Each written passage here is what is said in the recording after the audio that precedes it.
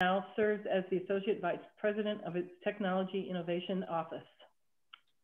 As Black and brown persons, we have found ourselves in the midst of professions that have been predominantly white, even in the majority minority that is Houston, using our privileged positions to usher in many others like ourselves. We have sought and fostered Bible studies, book clubs, and discussion groups, often the only voices of color at those tables. Whether in the midst or well on the margins, our voices were valued and important conduits in those settings. So we come to Wimberley and experience a bit of a culture shock for the lack of diversity we hadn't really taken into consideration upon moving here. While we have mostly been received with kindness, warmth, and welcome, we have yet encountered some dynamics that unsettle us, although we can't always quite put our fingers on it. Then this summer of unrest comes around, and not in this order. An epidemic isolates us from one another. George Floyd is murdered, and a cry for justice, too long ignored, is awoken in our country. Young people here organize a vigil. Then a Black family from Houston comes, is harassed in the middle of the night by a note with racially tinged rhetoric threatening their safety, with talk of curfews and sundown tactics. Southern gracious hospitality rushes in and entreats the family to stay, but they depart. No one is held accountable. The mess is swept under the table. Nobody seems to recognize that Wimberley has this element to it. Wimberley is listening becomes a thing. Carlos and I write a letter encouraging Wimberley to lean in, read the anti-racist resources abounding, join the nation as it grieves and protests racial injustice and systems. Work out personal bias, see your neighbors, open your eyes to those on the margins, even as we all are suffering the loss of our ability to freely gather. Now is a time to enter in, to acknowledge and hear the heritage, the alternate voices, the uncomfortable truths, and unspoken things from voices silenced by fear, assimilation, violence, some of whom are now still absent, perhaps for some of those reasons. We have tried to assemble panels of people from our community in the larger Hays County area where people of color have settled and where they have not. We are here to explore the why and the why not. Not all settlers of this area will be covered in this first panel, so please be patient. There will be some history and many personal experiences shared. Demographic reading and media materials will be made available through the webpage table.yosoyx.net. We hope all the things are shared here will add to your collective understanding within its context of our past, to engage with our present, and to improve our shared future. The way we have set this table is to give voice to people of color priority, as it is their stories that are not often included in the making of our world, our nation, our state, or our country. Please feel free to contact me about stories and people you know who might have something to add to this narrative of the place we call home. Encourage them to step forward, become their neighbor. There is much we know, but much more we do not. Now for some table manners. These may be uncomfortable conversations to hear, and due to the sensitive nature of topics, at times we ask that you please honor this listening space by staying muted. That being said, we welcome your use of the chat box. Memories will come to mind, thoughts will surface, realizations will dawn. Please place comments, questions, and brief descriptions of anecdotes you might want to share in the chat box, where Lynn Flocky will monitor, and if there's time, you may be called out of muteness to speak those.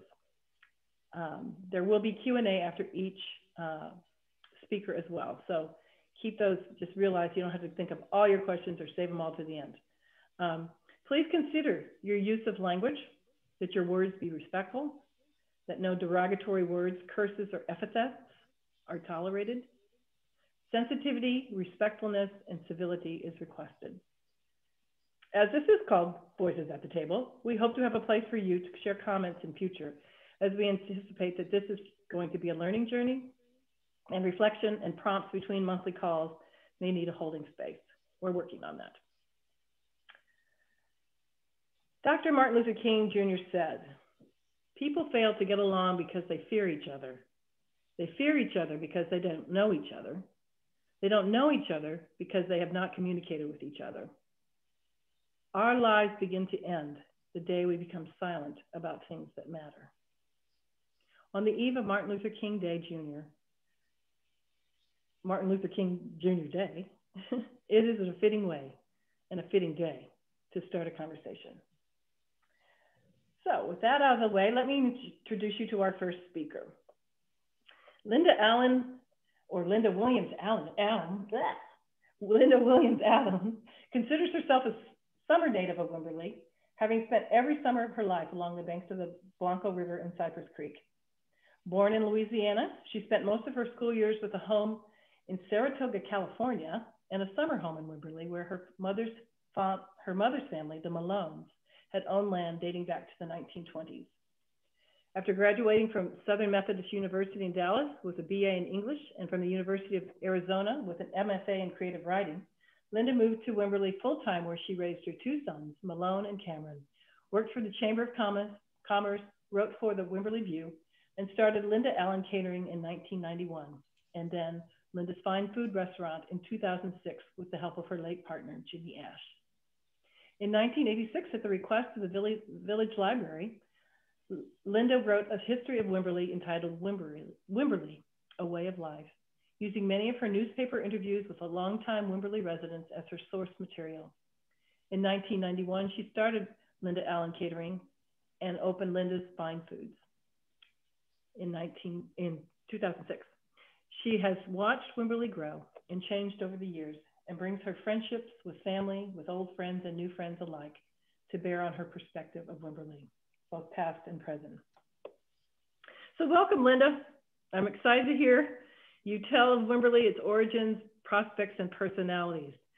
And so to get us started, well, I hadn't asked you initially to speak to this, but I want to speak to the Indigenous or Native American populations that were here first.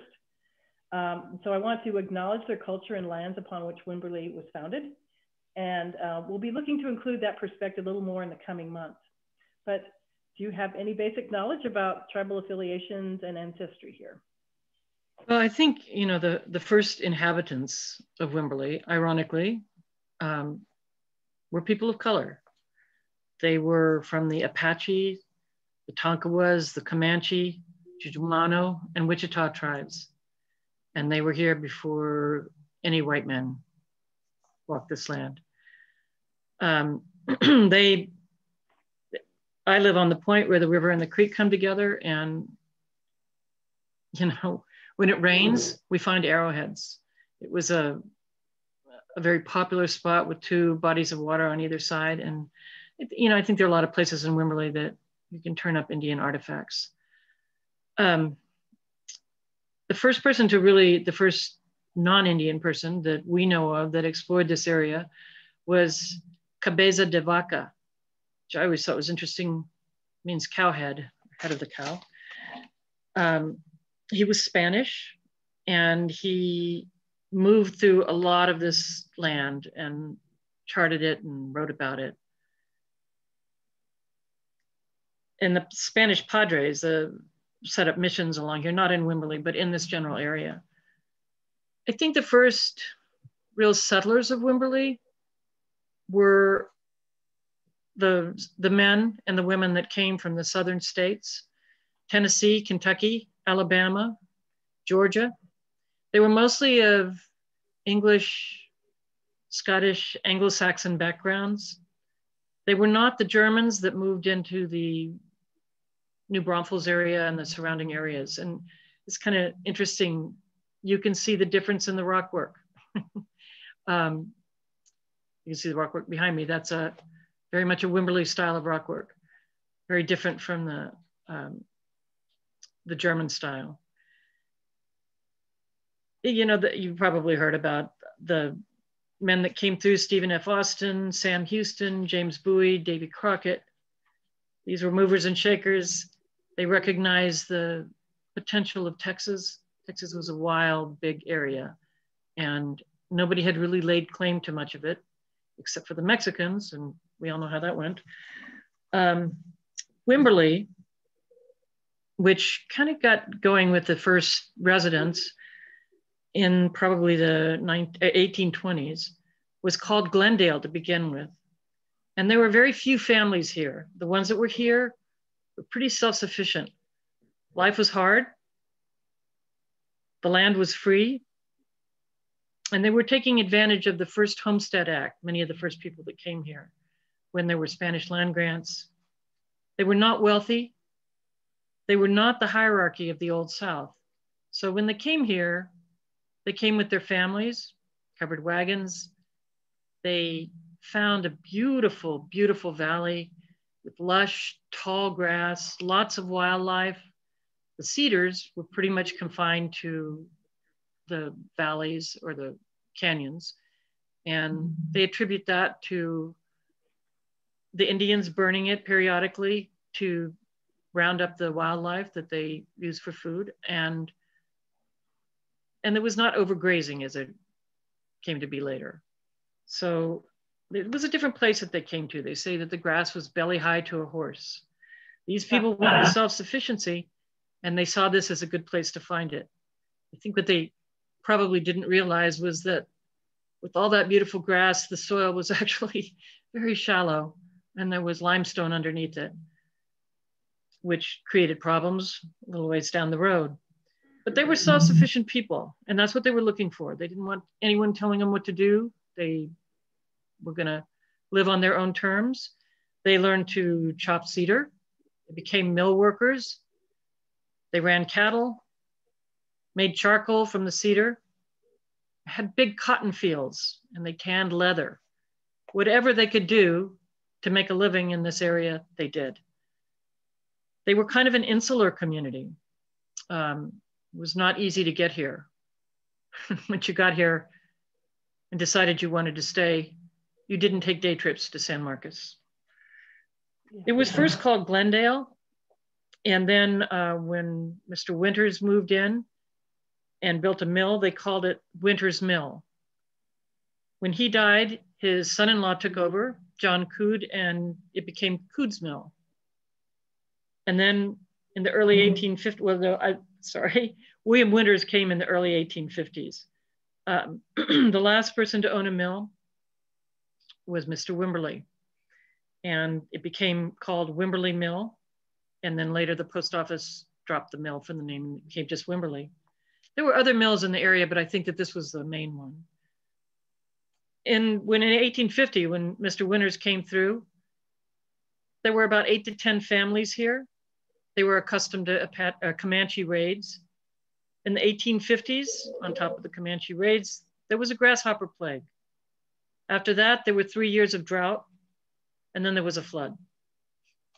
In the 1860s, the Civil War came, and many of the men went off to fight in the Civil War, and many of them stayed and harvested mined back guano, which they got, from that they got sodium nitrate, they mixed with sulfur and powdered charcoal and made gunpowder.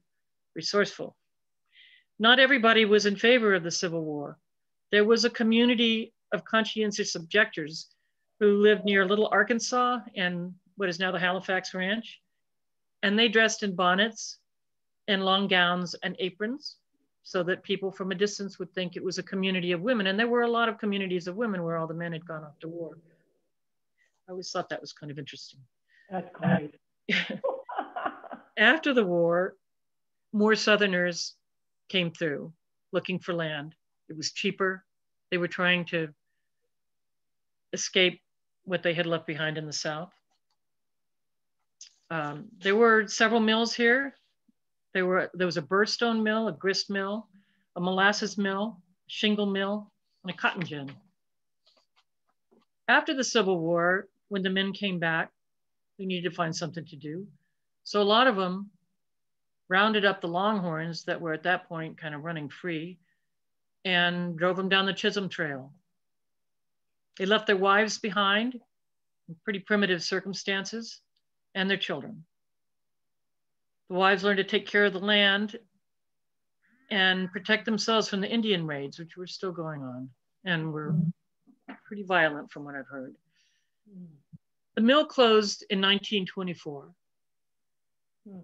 I've heard this area described as very friendly. They didn't lock their doors. They left their doors open. They left food on the table for people wandering through. They welcomed people that came onto their land because they brought news from the rest of the world. They started growing cotton in the fields. And then when the cotton went, they raised Angora Spanish goats. There were, as far as I can tell, no people of color in the area. When the visitors from Houston came, they brought with them maids, cooks, chauffeurs, and I think those were some of the first Black people to come to the area, and they didn't live here. They came from usually Houston and left for Houston when the weekend was over or the long vacation. The one exception to that was the Creighton family. And it's kind of an interesting story. They were part Cherokee, part white, and part Black. And I knew two of the brothers, Baylor and Bruce Creighton. Baylor worked for my grandfather, taught my brother and me how to ride horses. He was a cowboy and a muleteer. He raised and sold, traded mules. And as a wonderful, wonderful man, told incredible stories. His grandfather had been a white slave owner, and he left big plots of land to all his children, including his Black or Indian children. And the Creightons ended up with a big plot of land, about 100 acres, up near the junction of what is now Saddle Ridge. And they lived there for quite a while, and then they moved to the Hugo Road area. And from there, I believe they moved to San Marcos, where they owned a big plot of land on what is now Bishop Road and Ranch Road 12. That's where Baylor lived when I knew him. He was well known in Wimberley, and he and his mules plowed a lot of the fields around here. And there were cotton fields and the whole area down from the junction. There were big fields there. The Rio Bonito had agricultural fields. There was a lot of land, and Baylor plowed a lot of it. But he was probably the only Black person that I know of in the area. And he actually claimed that he wasn't Black. He was Cherokee and white, but I think his mother was Black. There weren't any Blacks in the area, with the exception of the Creightons that most people knew of. And I think that was probably encouraged. There's always stories about a gas station here in town that had a sign up that said, "Be out of town by dark or else." There's stories that there were hanging trees back behind where the Cypress Creek Cafe is now. I don't know if that's true, but I've heard those stories. So Wimberley doesn't have a history of having very much color within its population. The people that started coming to Wimberley were city people. After the First World War, people started coming in. They made vacation homes here. They called them country houses or camp houses. And they mingled. I was always impressed with how well the people from Houston got along with the people that had lived here all their lives. And, it's like when they came to Wimberley, everybody sort of became friends. The people here that had lived here a long time, the families were generous with their land and their food. They worked hard. They went to dances out at Fisher Hall. They had political rallies, and after the political rallies, they had horse races. They had town picnics before the baseball games, which was a big sport here. In 1925, they built the Baptist church and shared it with all the other churches, all the other denominations in the area, because it was the only church. Wimberley became known as a resort area. Families would come down. I had family in San Marcos, and I was told that they would come down and set up camp at what they now call, well, now it's Waters Point, used to be Rio Bonito.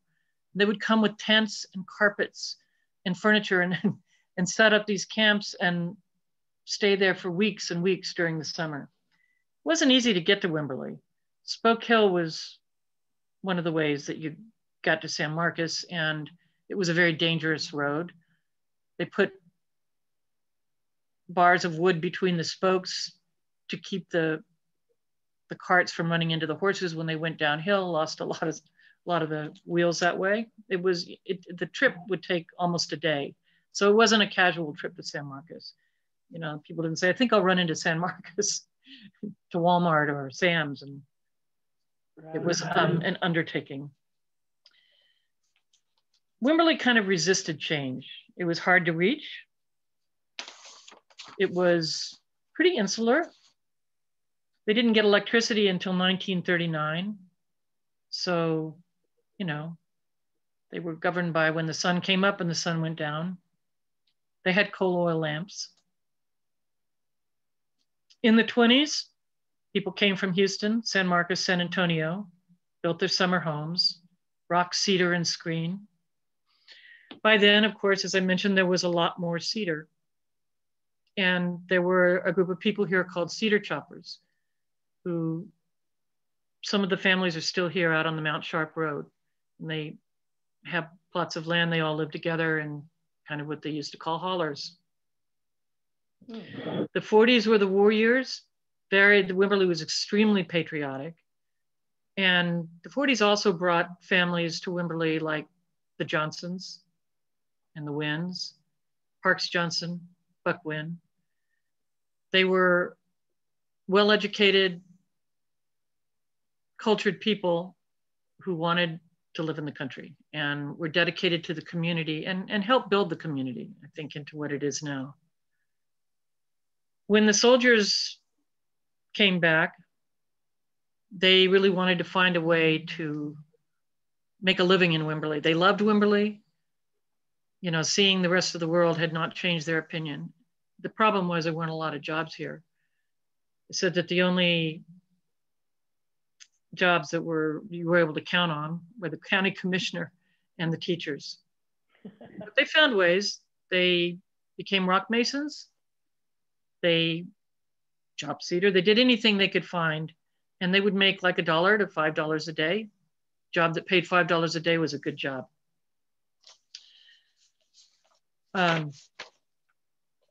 You can kind of see how we grew from there. And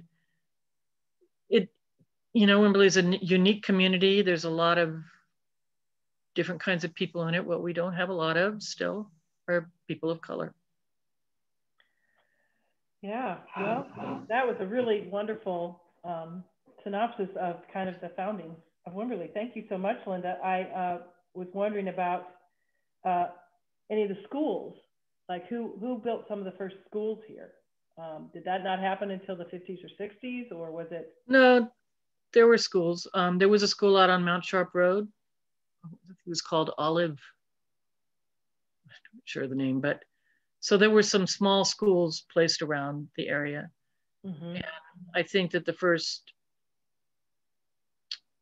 school as we know it was Bowen. Right. I'm not sure what year that was built, but obviously it's a more modern school, and there was no high school. So people that wanted to go to high school had to find a ride into San Marcos. And right. So you could make it through elementary school here, and then you're kind of on your own. Yeah, a lot of homeschooling going on then. Probably they're working those kids in the fields is what they're doing. Yeah. I was curious too about if you have any. I'm hoping maybe Dr. Holt knows a little bit more about this, but maybe about Peyton Colony, which is over near Arnofsky's off of 165, which is a black plantation, or was a plantation that the plantation owner gave property to some slaves. All I know is it was a colony of freed slaves. Right. And that those families that started that colony are still there. Yes. And I've been trying to get hold of those two famous brothers there, Lawrence and Leonard Coffey. So Cowboys. if anybody in this crowd knows that family, I've been trying to get them to come in and talk to us a little bit about their experience living in this area. So good. Are there any other questions from the chat, Lynn, that we should? Well, yeah, the Susan Cook, she asked a question about what you just talked about. I don't know, Susan, do you want to add anything to your question, or okay? I think we're going to talk a lot more about that colony in a future date. Heiko Stong wrote a question. Heiko, do you want to? Let's see if we can unmute you and you can ask your question. Where are you? Unmute yourself, Heiko, and ask your question. Okay, can you hear me? Yes. Yes. Okay, so my daughter's doing a research project about Black people in Wimberley, and she interviewed a neighbor, and he moved here in the late 70s, and he can remember that he saw signs that said, in quotation mark, "Nigger, don't let the sun go down on you." Can you remember anything about that, or is there any, like, yeah? I don't remember the signs, but I've heard of them. And I know that there was a good deal of prejudice in Wimberley. And it may be too that Dr. Holt can speak to that a little bit, because that was a rather well-known thing about Wimberley, maybe not to the people as present day, apparently. Because, you know, as I said, in this, when the thing happened last summer, it just sounded like a sundown tactic, you know, like to say we had a curfew and all that business. That was basically what they told Black people, is you got to be out here before the sun sets. That's a curfew, or we're not going to be held accountable for anything that happens to you, basically was the implied, to me, threat. So anyway, well, that's a great question. Heiko, do we have any more? Yes, Susan Raybuck, could you ask your question? Unmute yourself, Susan. I wanted to find out about White Settlers Road. Was that a colony also? And was that set up in contrast to Peyton Gin Colony? Why the? Something about it. What was it called? White Settlers Road or Colony? Yeah, isn't that out where, well, I'm confusing it. I said White Settlers, but I really think White Rabbit. And there is a well-known White Settlers town, but that's more up in the north of Fort Worth. I got that confused. So you have another, Susan Cook has another comment. Now, Susan, why don't you unmute yourself and ask and make your comment? Well, it was just a anecdote. Back in the 70s, a group of us came out to Wimberley to go swimming at Little Arkansas, and we were going to camp, and, you know, we showed up, and this really, really gnarly old bitch, she just kind of took a look at us, and, you know, we were like, I think we were all girls except for this one Black man, and she just looked at us and said, "You girls can stay here, but he cannot be here. Y'all cannot be here." And so, you know, we laughed at her and, you know, turned around and went back to Austin. But I mean, it was like the first time I'd ever been in that kind of situation. And it was, you know, I'm sure incredibly embarrassing for him, but, you know, it was embarrassing for all of us too. You know, we you know, we'd been in Austin for a while. We had come from more civilized towns, and people just didn't behave that way. And it was a wake-up call, you know? It was a wake-up call. White, yeah. Small She town. also didn't like Mexicans. Yeah. Who was she? Well, who was that lady? I'm trying to think of her name. I didn't get her name that day. Yeah, no, I know. I'm just drawing a blank, but somebody else probably knows it. But yeah, we're not here to necessarily name names. But oh, I know. I've just always wondered who she was. She's, you know, she put a thorn in my bonnet that day. That's for sure. Okay, is there someone else there that might have a question? Somebody named Robert Flocky. Could you unmute yourself? Well, Susan may have been thinking about the Peyton colony, Peyton, which is right where Ranch Road 2325 and 165 come together in Blanco County. And it was a freedmen's community. There were several of those over in southern Travis County and in Bastrop County. And there was some kind of in the eastern part of Hayes County, but that Peyton community was a thriving community, and there's still buildings over there. And they had a lime kiln, and they processed lime and made bricks. And it was a thriving community well into the 20th century. Well, thank you for that. Yeah. Brother. Nancy Russell has made a comment as well. Nancy, could you unmute yourself and tell us your comment?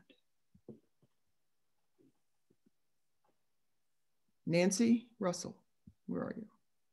Do you see her? I do not. Okay. You guys have a better look at it. I can read the comment. Yeah. I heard a rumor that the sign was promoted by Mexican laborers who were frightened of competition from Black laborers that would drive down the wages. The sign, which sign? I'm not sure. On downtown sign, I'm assuming. Oh, on the Exxon station. Okay. All right. Ah, I found my picture. Oh, there you are. Yeah, I had to undo the video block. Yeah, that's just a rumor that I heard fairly recently, and I can't even remember who I heard it from, and I have no idea what they knew. Well, that's an interesting. I don't know. I think the sign didn't start out with Mexican laborers. Yeah, I wouldn't say so. Yeah. But thank you for that comment. It's interesting. There are all interracial dynamics that go on too. Right. And Susan Raybuck has some more information to give us. Susan Raybuck, tell us. Okay, so when we first joined the Methodist Church, a man named Lee Williams, who his widow Nelda Williams is still very much a part of the community. He told us, my husband and I, that there was a sundown town rule and that the old JP had been in charge of enforcing that rule and making sure that any traveling family that came through town knew to get on out of town after that was, towards sundown. I just was really surprised, since I had recently read that a third of those who settled in Texas from the United States were slaves coming with the Southern settlers. And so it surprises me that Wimberley didn't get slaves brought in with the early settlers here. I don't think they were wealthy enough to have slaves. So yeah, that they didn't come from the hierarchy of Southern society. They were pretty hard scrabble people, the first people that settled here. And so I don't think they brought any slaves with them. There were slaves around the area, San Marcos, for sure. But I think the people that settled in Wimberley were a unique lot. And they didn't bring much with them. And they created what they had from the land here by themselves. And I would say we're still a unique lot. Yes, we are. I think in order to stick with our schedule, we're gonna move on to our next speaker. But before we do that, I wanted to point out a question that Gail Wiley sent directly to me, and I'm just going to read it now so people can be thinking about it, and maybe either in the next batch of questions or at the end, we'll have some answers. Here's Gail's question. what specifically can we do to improve relations among the races? So we can be mulling over that, because he asked me that same question, and I'm not saying that I have those answers. I think we need to come up with them as a society and as people. So we are going to shift. Thank you so much for sharing what you have with us, Linda. I was really instructional and anecdotal and wonderful. And I wish you'd shared the story about the cook that came in that you had an encounter with. Would you just share that one last one? I thought that was a lovely story. No, which story? About the cook that? About your grandfather's friend. Oh. Well, my grandparents lived in Houston, my mother's parents, and they had Black servants, and when they would come to Wimberley, they'd spend weeks down here at a time, and they would bring their cook and their chauffeur, and their chauffeur, I guess, or maybe he was the cook, his name was Reuben, and he and my great-grandfather were great friends. And when I was a little girl, one time I was kind of wandering out in the cedar brake on the other side of the house, and I found this pile of old bottles, and they were beautiful. They were all kind of crazed, you know, and they were really neat looking old bottles. And I picked up a bunch of them and brought them back to my mother and said, look what I found out in the cedar brake. She said, let me see those. She looked at them and she started laughing. And I said, what are they? And she said, well, your grandfather or your great-grandfather and Reuben would go out in the cedar brake and drink because your great-grandmother didn't like alcohol. So that was their bottle dump. They were good friends. Yeah, I think that's a wonderful little anecdote. So, well, we're going to move on. Hold any more questions you have till, but go ahead and keep putting them in the chat. I am now going to introduce Dr. Elvin Holt. Let me just get to my notes so I can read it straight into the camera. Professor Elvin Holt, a native Texan, earned a bachelor's degree in English from Prairie View A&M College and a master's degree in English from Southwest Texas State University while teaching high school English. He accepted a teaching position in English at Angelo State in San Angelo, Texas, and then at the University of New Orleans, where he taught literature and writing courses. He then pursued his PhD at the University of Kentucky at Lexington, studying 19th century American and African American literature, with his dissertation exploring politics and race of Zora Neale Hurston's writings.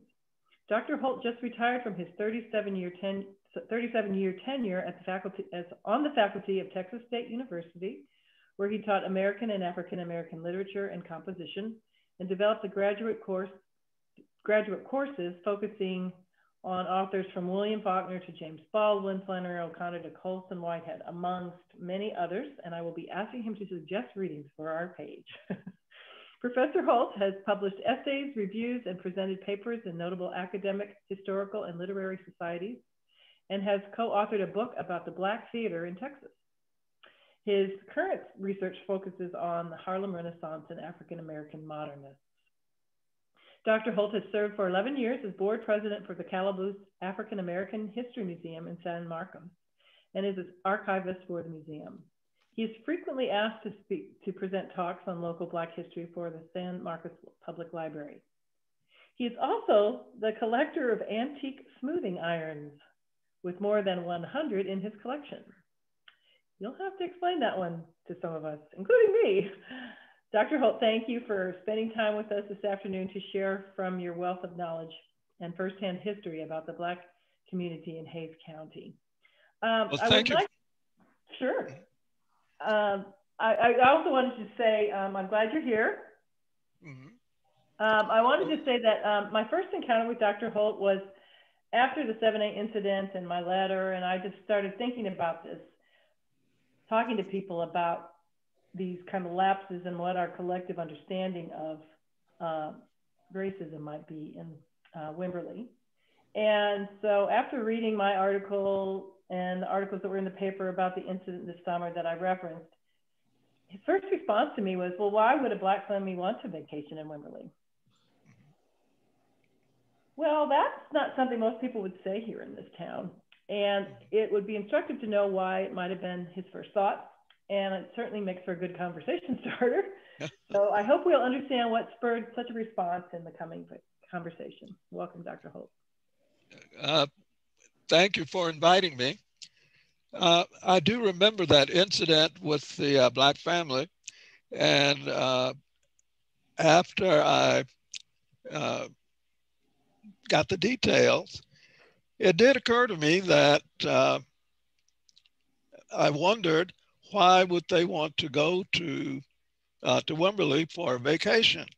Because Black folk need to be constantly aware of our surroundings.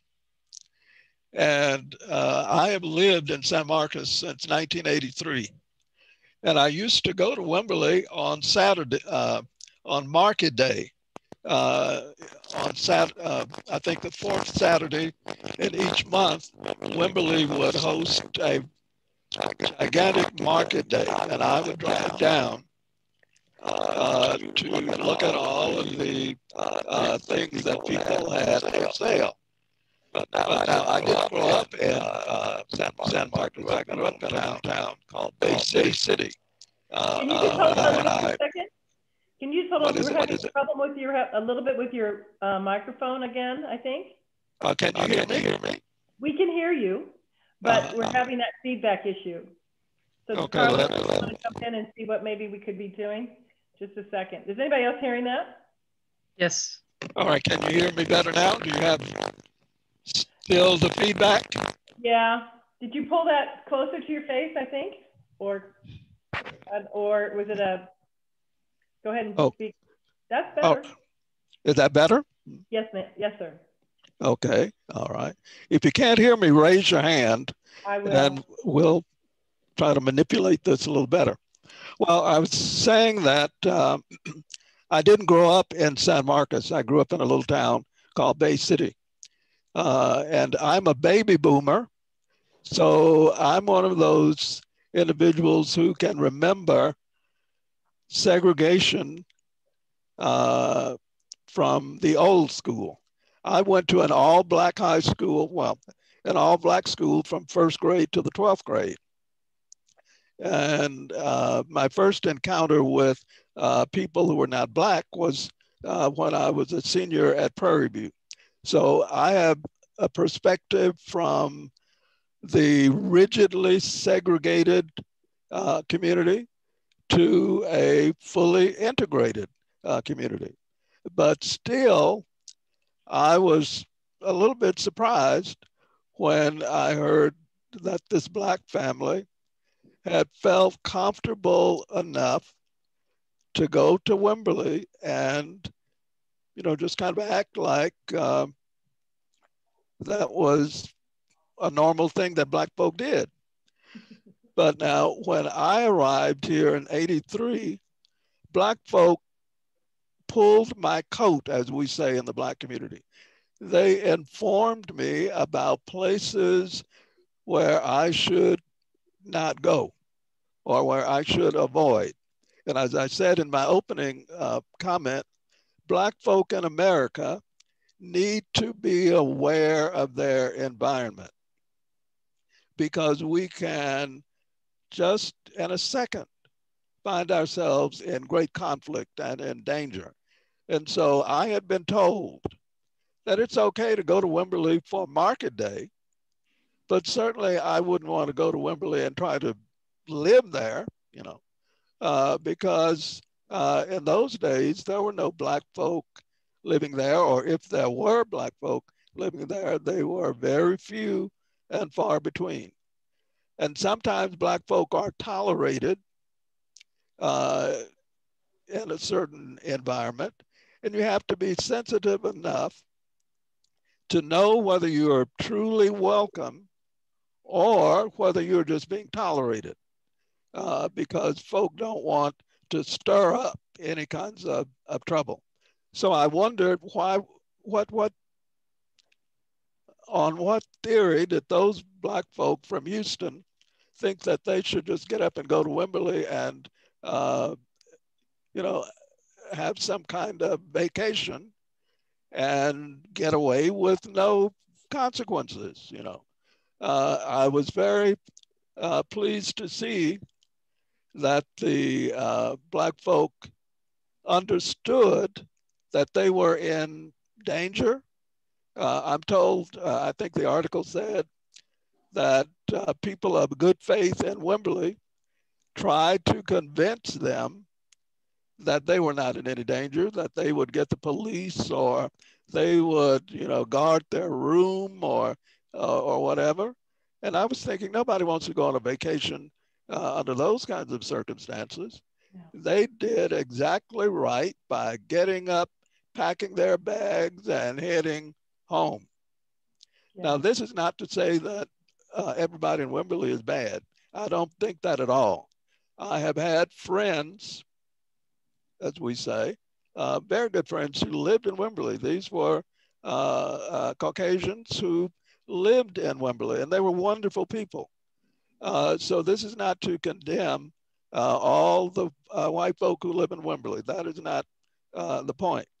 But there are some folk who harbor certain ideas, certain prejudices that can be very easily hidden, concealed.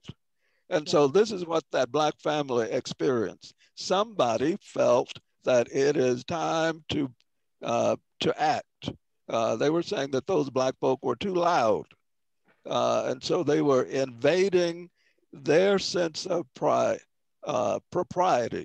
And so they went home. And I think the mayor was very outstanding in Wimberley. I read the article and how the mayor just went into action immediately to try to dispel this very negative attitude towards Black folk. And that's all very encouraging. But I think that family is certainly going to tell other Black folk what their experiences were.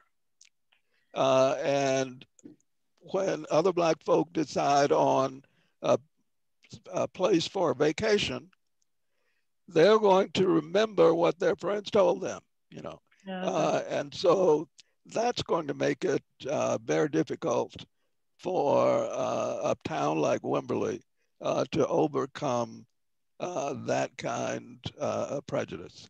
I knew that Wimberley had been a sundown town.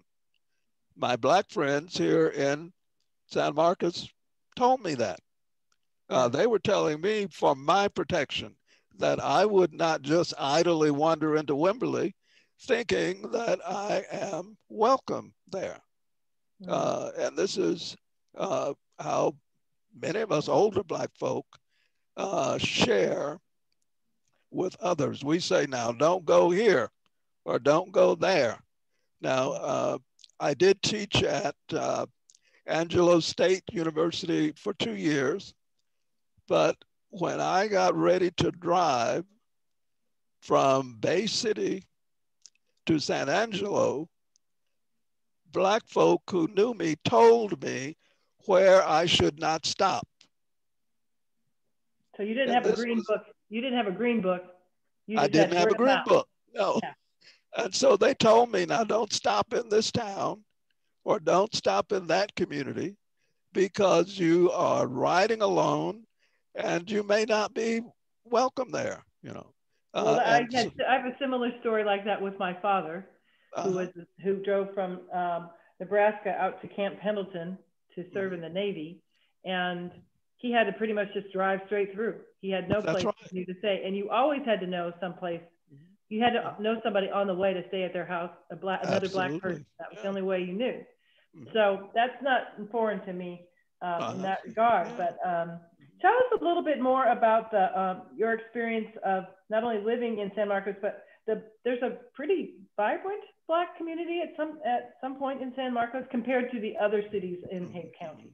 Can you talk about that? There was in the 1950s and 1960s a very vibrant Black community in what's called the Dunbar neighborhood. You know that throughout America, not just the South, but even in places like Chicago, housing and living conditions were segregated. And so in San Marcos, Black folk lived in what's called the Dunbar neighborhood. And there were businesses there. There were numerous churches, and there was a black school. So it was a very strong black community. But in the late 60s, when integration came through, black folk began to move out because they no longer were restricted to the Dunbar neighborhood. In San Marcos now, black folk live everywhere. They don't just live in Dunbar.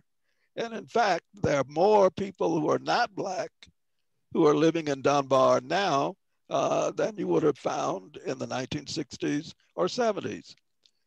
It's undergoing gentrification, in other words, where we have people with wealth, with money, coming into the Dunbar neighborhood, and they are buying up the property and renovating it because it's near downtown. It's in a very good location. And so the black folk who live there are either died or their heirs have sold the property. And so the makeup of the neighborhood is changing. And so with that, there were probably housing restrictions. So it was not like if they went in and you bought real estate that they would show you any place in town. Oh, no. That was the area that you could live in according to the deed restrictions, correct? Right. In San Marcos, those of you who know Guadalupe Street, the black community was on the west side of Guadalupe Street. And you didn't go over on the other side. Were there railroad tracks around? There were railroad tracks, that's right. And so black folk knew where their area was. It was on what used to be Comal Street. It was changed to Martin Luther King in the 80s. And so from Guadalupe Street for about maybe 8 or 10 blocks, that's where all the black folk lived. And there were businesses and restaurants and... Absolutely, there were lots of, and these were all small businesses because we know that black businesses could not get loans from the bank.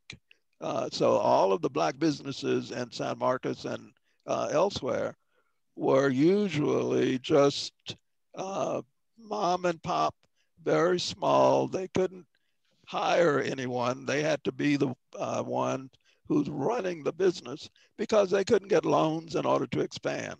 And so in San Marcos, we had very small businesses. But you had doctors and lawyers and a lot of people from the education community, correct? So you had college professors like yourself as well. Not during the period that I'm talking about. Okay. Now this is, let's say up to 1986, the community was fairly struggling along.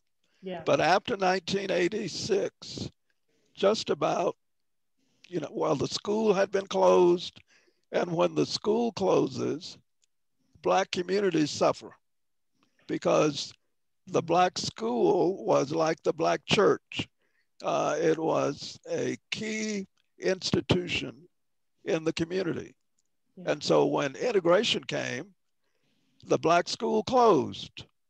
And so that had a devastating effect on community solidarity, because that's where everybody went to the football games and the basketball games, and it brought the black community together. Right. But when the school closed, we had a great loss in terms of our common experiences. That's so true, and it happens over many communities that way. Over many communities, yes. Integration was good, but it was also very costly. Yeah, I wonder where all those teachers went. Like, I felt like they put them back, those in the schools as well, right? They didn't get to always go to the schools. No, that's an experience that was repeated many times. The teachers in San Marcos were not hired when integration came through. they took the students, but they wouldn't take the teachers. And so there was one lady named Miss Catherine Hardiman. She was an elementary teacher there, a Black lady, and she sued the school district, indicating that they were discriminating against her. And she won the lawsuit, and she became the first Black teacher who was hired in the San Marcos School District. Wow. So can you talk a little bit about the university as well? Mm-hmm. Well, before I go to the university, I want to commend the San Marcos School District on its quick movement toward desegregation. Now, all of us know about Brown versus the Board of Education in 1954 that ended segregated schools. Well, San Marcos School District began integrating in 1955. And I think that was a wonderful move on their part when so many other school districts resisted integration. Now, as I say, I came from Bay City. Just a moment. And school district did not integrate until 1967. So I have, we're having a little issue with your microphone again. I don't know if it's your connection. Okay. Can you hear me now? Any better? I can still hear you. It's just got a gravelly feedback to it. So I'm not sure. Okay. Well, let me take off the headset and see how that works. Okay. All right. And then maybe when you reestablish that connection with us, you could speak about the calaboose. Can you hear me now? Yes. Is that any better? Yes, it is. You're gonna have to lean into your microphone there, but that's better than what we were getting. All right. What I'm trying to say is that I wanted to commend the San Marcos School District for obeying the Supreme Court order and beginning integration in 1955. And as I said, my school and my hometown didn't begin integrating until 1967. Wow. And this was true throughout the South. Okay. Now, this integration didn't come along without some resistance. There were a lot of folk who resisted, but the school board decided to just go ahead and begin the integration process. And they integrated a different grade every year. They started at the 12th grade, and each year they would add another grade until they got down to the first grade. Wow. Now, it was very bad for some Black high school seniors who were not able to adjust to the environment. And so many of them dropped out of school. They never graduated. That's the unfortunate parts of that you don't hear much about. Can you talk about a little bit about the calaboose and also about your time at Texas State? We have just a few more minutes. I wanted you to tell us what the calaboose has done to preserve some of the heritage of the area. Okay, let me start with Texas State. Texas State was integrated in 1963. There were 5 Black women from the local San Marcos community who brought a lawsuit against the school, and the judge ruled in their favor, and they were admitted to Southwest Texas in 1963.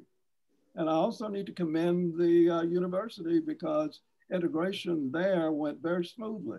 The young women had no problem. There was no demonstrating.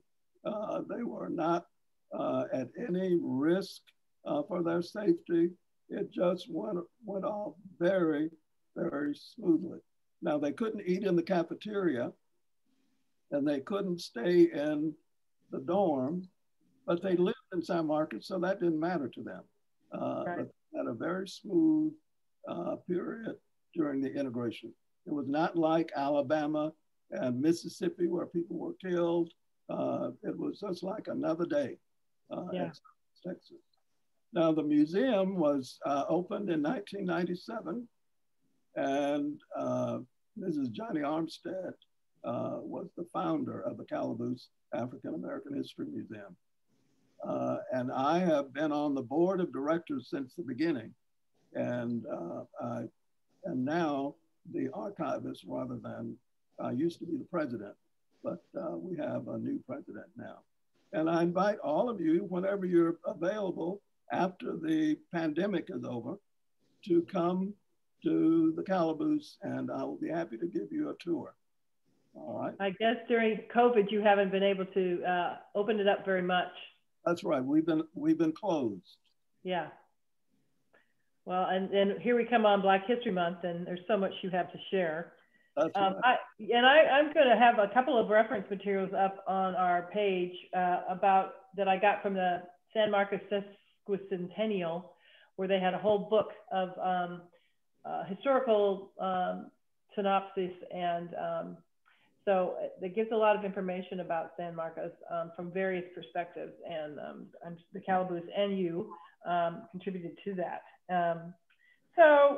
Just our last thing I wanted to ask you about is, you know, the LBJ Museum is there in San Marcos, and I remember when I was walking through there, or maybe it was just some of the information I saw in that sesquicentennial thing, that they just generally, the KKK had quite a presence in San Marcos, and they would actually advertise their recruitment and come to the churches. Is that correct? Yes, I like to characterize San Marcos as a Klan-friendly town. They embrace the Klan just as they would the Rotary Club, you know, or the Kiwanis Club. There was no stigma around being a Klansman. Yeah. They publicized in the newspaper. They donated money to worthy causes. They were just very well integrated into the local community, which I found very surprising, because I always thought of the Klan as being very secretive, but that wasn't the case in San Marcos. They invited people to come to their initiation, and they would take out an ad in the paper to do that.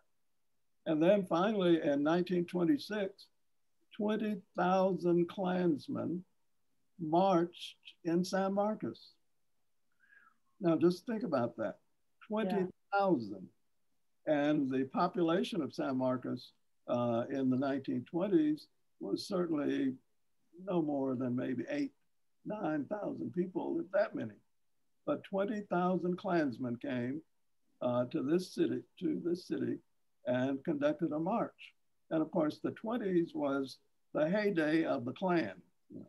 There were thousands, hundreds of thousands of Klansmen. And they had a big picnic here and a march, and they call it a cross lighting. They don't call it a burning like most people.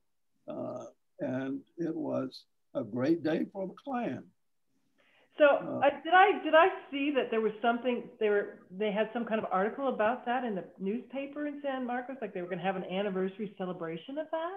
Did I see that? If you come to the booth, I can show you the newspaper clippings advertising the Klan rally and 20,000 Klansmen coming. Right, but I just thought that there was something in a recent newspaper about commemorating some kind of a Klan thing. Anyway, that's something that I came across my desk somehow last week. Well, I would like to go ahead and open up for some questions for anybody who would like to make a comment or would like to ask Dr. Holt a question. What you got for us, Lynn? Well, we have 2 or 3 on here, good questions. And if anybody else can think of some, that would be really good. Sandra Londa has a question that has been touched on a little bit, but not as specific as maybe she would like. Sandra, why don't you unmute yourself and ask your question? Well, my question was, and Dr. Holt, you have referenced some parts of it, but my question was, how difficult was it for San Marcos to integrate I was living in Dallas at the time, and it was quite difficult in Dallas. Then I moved to Houston in the late 60s, and Houston had done a much better job, it seemed like. But I had not really lived in a small town, so I just wondered how difficult was it in San Marcos? Well, I wasn't living in San Marcos at that time, but I've read a pretty good bit of information about what happened. As I say, the school board voted to integrate, but yet there was a good deal of resistance in the community. And so the Black children were allowed to attend classes, but they were not allowed to participate in any of the extracurricular activities. And they were not allowed to eat in the cafeteria. So it was integration with restrictions. So the children could get an education, but they were not allowed to be full and complete students. They were limited. I was curious if it was there, along with that, was there any civil rights kind of demonstrations in San Marcos, like lunch counter things, or were people pretty low key? There were no demonstrations as far as I've been able to determine, but there were a couple of Black ministers in San Marcos. The pastor of the First Baptist Church that was located on Canal Street, he went to the school board and demanded better treatment of Black students in the integrated school. And I think that helped the school officials to be more sensitive to the needs of the Black students, because it was, again, a matter of tolerance. They didn't want the Black students at the white school, but they felt like there was no way of getting around it, so they tolerated it. Okay, you got another question there? Yeah, it's along those lines, but for higher ed, Brandon, he's touched on yours a little too, but I think you've got a much more specific question there as well. So I actually have two questions up there that Dr. Holt has touched on, and mine go into a little more specifics. And if you don't mind, I'm actually going to go with the second one rather than the higher ed one. My second one is about the calaboose. I got to visit with Dr. Walks recently, and she was telling about some of these virtual projects the calaboose has going on since people can't come in. Can you tell us a little more about that, Dr. Holt? I'm not aware of the virtual project. I'm not up to speed on that, but if you go to our website, we have a calaboose website and also a Facebook page. You can find some information on the digital activities that they planned. That's perfect. Specific details. I think that's exactly what I meant. You said digital and I said virtual, and you got it better than I did. So thank you very much, Dr. Holt. Yeah. You can find it on our Facebook page and on our website. Anybody else have a question? I see maybe Emily Orner. Yeah, well, before that, Laura has a question. Laura Ewing. Unmute yourself, Laura. Okay. I just wonder if LBJ had any kind of role in helping to support us move away from the prejudice at the time. LBJ was extremely important in moving what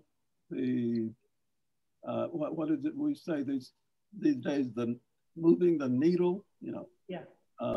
That's so cliche now, but LBJ was very important in helping get Black folk into a more equitable position. You remember he signed the education bill. He came to Southwest Texas and signed the education bill, I think in 1964, somewhere around that period. And that was very helpful to making Black folk, giving Black folk access to a better education. So yes, LBJ was a very important figure in advancing our drive toward equality. Thank you. And yes, I'm sorry, go ahead. No, you go ahead. I was just going to say, Emily Orner does have a question. Emily, are you still with us? Yeah, thank you. Dr. Holt, thank you so much for sharing your experience and your work. And one thing that I've come across often is the real harm that can happen to our Black siblings when they're forced to enter into a white space that's not safe for them. And so, you know, that the integration, like you were talking about, those seniors that didn't graduate, well, they were forced to be in an unsafe space for them, from what I'm hearing. And so I guess my question is, you know, with Wimberley being a very white, dominantly white community, you know, there's talk about, oh, we want to be more diverse. Well, is that really what's best for our Black siblings? Like, is it really, until we do more work, I don't know, is it safe as was shown last summer? And so I guess, you know, what are the ways that we can safely and, you know, in building that relationship, making sure that we are not doing more harm to our Black and brown siblings, and instead, you know, opening up the space for us to receive stories and to build relationship that way. Because I also, neither do I want to, you know, go into the space of the Black community that's sacred for Black folks. So I guess I'm just not sure how to kind of do that or where to start with that. Well, I think what happens in that kind of situation is that if Black children don't see Black folk, if they don't see people who look like them, then it's going to be a lot more difficult for them to negotiate that predominantly white space. And what happens is oftentimes white folk mean well, and they have a good heart, and they think that just because they have good intentions, then they can serve that Black student to the same degree that a Black teacher could. But Black students need to see Black professionals. They need to see Black teachers, Black principals, and they need people who understand their environment, you know, where they came from. You know, when I teach Black students, I have a connection with them because we came from generally the same kind of background. But a lot of white teachers they're not able to connect on a level that would suggest to the student that there is an understanding and that there is caring. Now, I would have to qualify that by saying a lot of white teachers have intervened in the lives of children who were at risk, and they have done an excellent job of actually saving those Black children from tragedy, you know, because there was nobody else there to do it. And they were able to come in and reach out to these Black children and save them. So ideally, I think you should have a school in which you have both.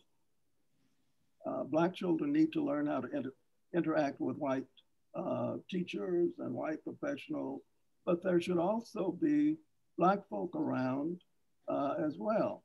And I've known of schools in which students could graduate high school and never have a Black teacher, you know. That would be me, but I grew up in the Midwest. I mean, you know, it happens. And so I think it's a problem for our few Black students probably here, and we'll probably address a lot of those issues in our next installment in February. But as someone noted in the chat, that it's learned behavior too from parents, and so hopefully parents can teach their kids how to be more allies with these students of color who are different from them as well. That might be helpful to have, other kids' peers, who will stand up and help them through the ropes of that. But we are getting toward the end of our time, and I just wanted to say thank you, Dr. Holt, for coming and speaking with us. There's so much more we could ask you about. We might ask you back.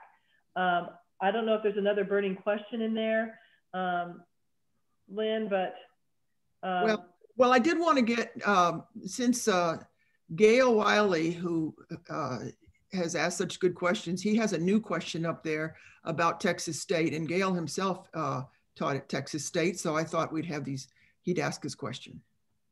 Yes, Dr. Holt, it was my experience when I taught at Texas State that the school is very diverse. One of the most diverse schools I've taught at, and I've taught at many universities, and I was really impressed with that. I'd like to get your thoughts. Why is that true? How did that happen? Yes, how does that happen? What did Texas State do that allows for such it's really an incredible mix of Black and brown and every other kind of kid you can think of. And also I felt very little hostility or anger or problems among the students, although there are pockets, as you I'm sure know, that occasionally pop up at the school.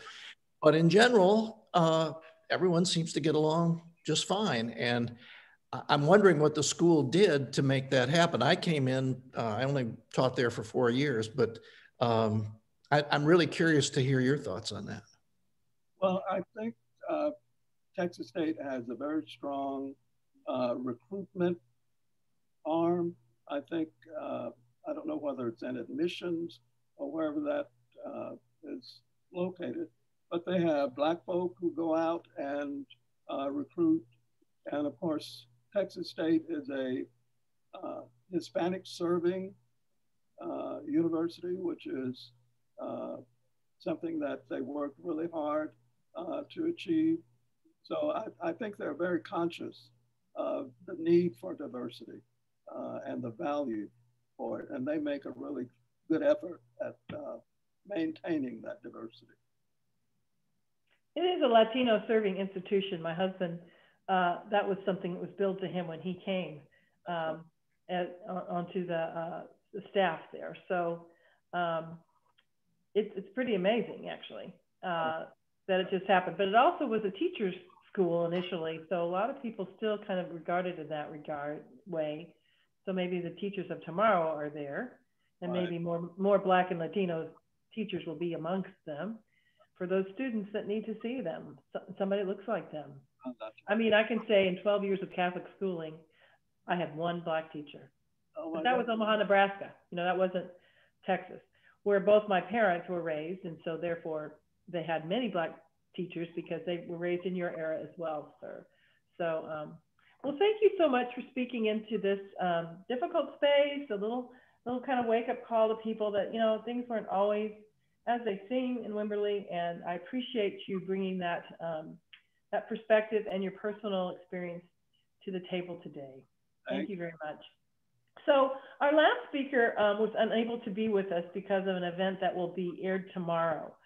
Jonathan Banbury is associated with the Dunbar Heritage Association, and she's at this moment filming their own event for tomorrow.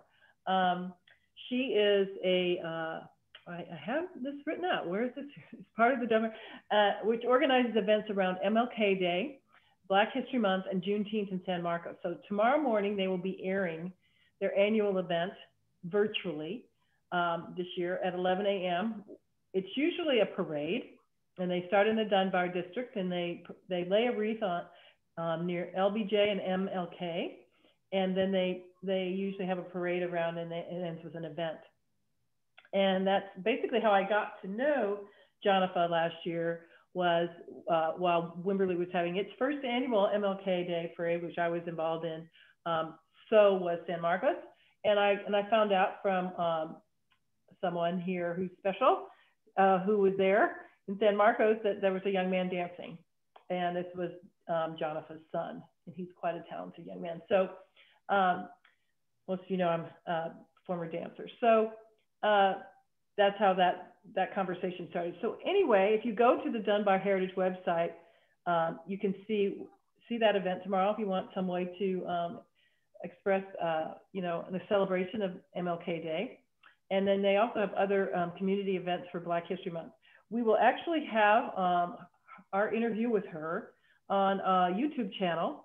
And there's an excerpt of it that'll be taken out that I would encourage you to go to and look at as soon as we get up. Give us a couple days, which is about her personal experience as a person of color in San Marcos and raising her children. And so next month, our Voices at the Table will be based on Black and blended families. She relates a story there that will be extracted and you can go into and look at. That would be a good preparation for our discussion. There are also on that page, there are references, readings, and along with this excerpt of Jonathan's interview regarding her sons and schooling. And that should spark some honest reflections in preparation for our February forum. As some of you know, I am a dancer and choreographer, even as I am a storyteller and maybe an activist or maybe a peacemaker, but certainly a placemaker for change. So I always make people move with me. So if you want, in that realm, I'd like to invite you to join me in embodying the words to close the session, because the words of Dr. Martin Luther King, I feel like it's so important. If we had been meeting in person, this is how I would end the event. So I figured, well, I'll try it. You can do it at home. It's nothing, it's just gestures. But I'd like each of you to join me in that. And every month we'll add on. So by Juneteenth, we'll have a dance to do together, and maybe we'll be meeting in public by then. Who knows? But anyway, we can at least dance and show each other the moves in public. So these are the moves. It's like you have a scale. And then you're going to cross your hands. Make this like Wakanda Forever. And then you're going to open them up like a scale and bring them together. So you can turn your video on or not. You can join the dance. As Dr. Martin Luther King, we must use our time creatively in the knowledge that the time is always right to do right. So I'm going to show you that move again. And it's inspired by his words that say, injustice anywhere is a threat to justice everywhere. So if you can do that with me, I can't see you because I'm reading the words, but I'm going to turn it on. Maybe my husband can take me out of the picture, but I'm not sure. No, we won't see you. Injustice anywhere is a threat to justice everywhere. So thank you for attending this first installment of Voices at the Table. If you can't fly, then run. If you can't run, then walk. If you can't walk, then crawl. But whatever you do, you have to keep moving forward. Those are the words of Dr. Martin Luther King as well. See you next time.